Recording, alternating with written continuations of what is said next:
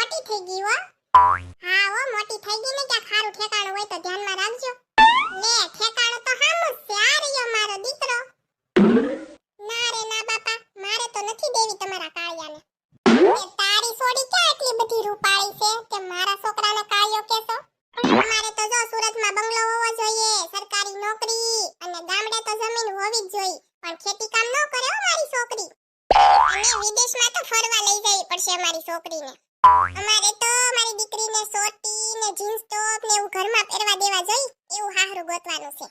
કારણ કે અમારે એકની એક દીકરી છે, અમે કોઈ દી એને ઘરનું કામે નથી કરાવતા.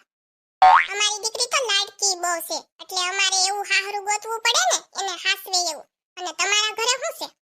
ન્યા આવીને ખાય હું મારી છોકરી? બંગલાવાળું હાહરું જોતું છે? મોઢું જો પેલા મોઢું તારી સોડીનું કાસમાં. બોઘરા જેવું તો એનું મોઢું છે.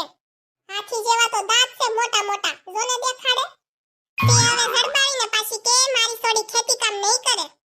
મારા છોકરાને કાળિયો કીધો, લે તારી સોડીનું કર.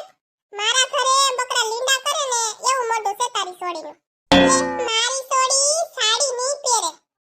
તારી સોડીનું મોઢું જો પેલા, લાગે છે આને જીન્સ ટોપ ભળે એમ, આને તો ઘાઘરી બુશર્ટ હારો લાગે. તારી સોડી જેવી તો અમારા ઘરમાં કામ વાળ્યું છે. અને તારે એટલી બધી લાડકી હોય ને